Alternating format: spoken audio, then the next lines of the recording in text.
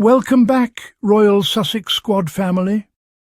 Gather around, because today's deep dive exposes yet another example of the relentless, shameless attempts by faded personalities and struggling celebrities trying to claw their way into relevance by mentioning the names of Prince Harry and Duchess Meghan, the global power couple whose shine remains untouchable, unstoppable, and undeniable. This time, the person trying to hitch a ride on the Sussex spotlight is none other than Lisa Vanderpump, a woman who has built a career on reality TV chaos, spilled drinks and dramatic confessionals, and who is suddenly pretending to be the gatekeeper of British loyalty. Yes, family, that Lisa Vanderpump. A woman who left Britain decades ago, moved permanently to the United States, lives in Los Angeles, profits from American fame, American networks, American restaurants, American audiences, and somehow still feels entitled to question Prince Harry's loyalty to the UK. Make it make sense. But don't worry. We're about to break it all down, call out the hypocrisy, uplift Harry and Meghan, and show exactly why these attacks keep happening. And by the end, trust me, you will be shaking your head at how desperate some people have become. So sit back, relax, like this video, hit that subscribe button if you haven't already, and let's get into the truth behind the noise. Because at Royal Sussex Squad, we tell the story as it is, and we protect Harry and Duchess Meghan with facts, with context, and with receipts. The moment Lisa Vanderpump opened her mouth at BravoCon to say, "Well, I'm a loyal Brit," he isn't. The internet rolled its eyes so hard it practically shook the Vegas Strip. And how ironic. She said this while standing in the United States at an American reality TV convention after decades of living luxuriously and comfortably in the very same country she's suggesting Harry shouldn't live in. That's the double standard. That's the hypocrisy. That's the attention-seeking. But let's be very clear. Prince Harry did not abandon the UK. He escaped the abuse. He escaped the smear campaigns. He escaped the toxic palace machinery that exposed him, his wife and his children to hatred, racism and danger. He left for his family's safety. He left to protect Meghan. He left to protect Archie and Lilibet. That is loyalty. That is courage. That is principle. And that is leadership. Meanwhile, Lisa Vanderpump, a celebrity best known for her businesses, her drama and reality TV, thinks she can speak on loyalty to a country she left long before Meghan ever entered the royal narrative. She wants to call Harry disloyal while sitting in a mansion in Beverly Hills. Please, Miss Mom, you are not that girl, and the Royal Sussex Squad sees through every bit of that projection. But why does this keep happening? Why do random celebrities, from reality TV stars to washed-up commentators to bitter ex-staffers, take swipes at Harry and Meghan? Because saying their names gets attention. Saying their names brings headlines. Saying their names makes people relevant again. Meanwhile, Harry and Meghan continue to live their lives, attend major Hollywood events, stay booked, stay influential, stay connected, and stay unbothered. Just recently, they attended Kris Jenner's grand 70th birthday celebration at Jeff Bezos' $165 million mansion. That's not just A-list, that's mega A-list. That's the type of event where everyone wants to be seen.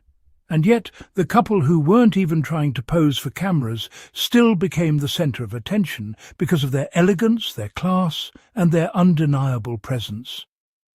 Harry walked in like a protective king, staying close to Meghan, shielding her from the paparazzi as much as possible.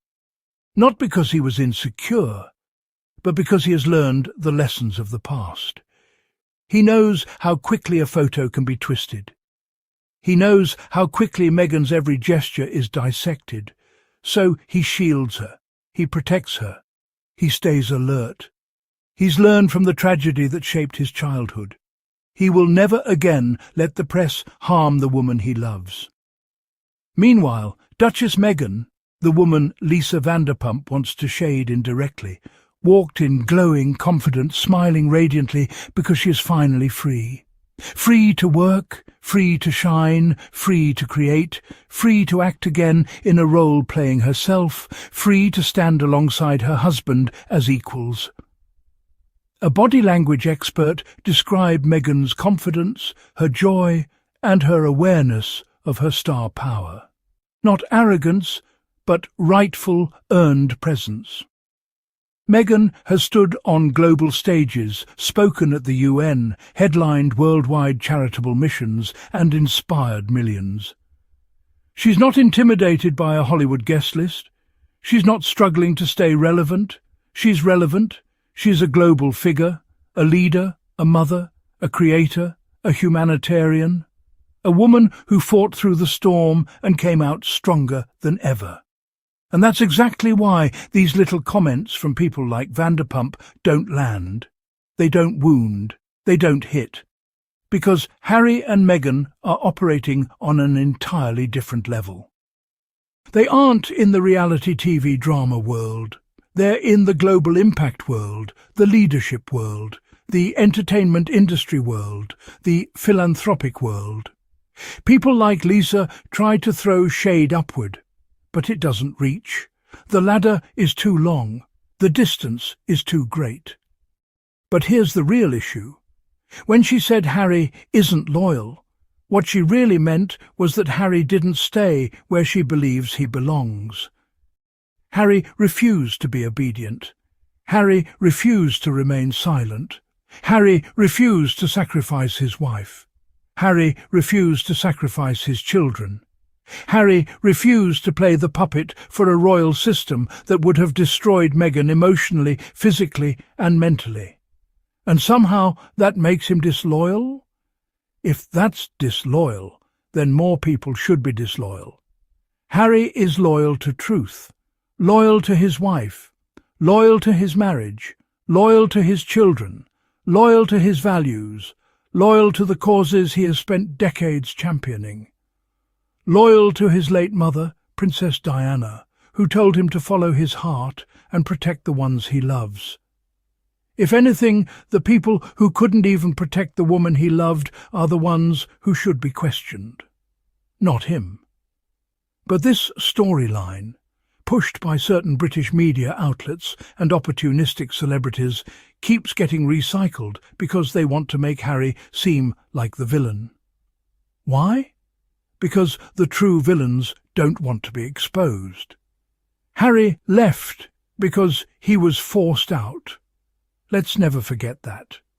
He left because the same individuals calling him disloyal were the ones who refused to defend Meghan, refused to debunk lies, refused to investigate racism, refused to offer support, refused to give Meghan the humanity she deserved as a new royal bride. But now they want to pretend he abandoned them? No. The truth is simple. Harry didn't abandon the UK. The UK system abandoned him first. And Meghan? Meghan has never spoken badly about the British public. She has always said she fell in love with the country, the culture, the people. She adored her time living in the UK before she was terrorised by the tabloids. She loved her charity work. She loved representing the crown with dignity and warmth. But the palace didn't protect her. That's not her fault. That's not Harry's fault. That's their fault. And no reality TV personality can rewrite that history. This is why Harry's protective stance at the Bezos party made headlines. People could see it. People could feel it. Harry is a husband first, a father first, a protector first.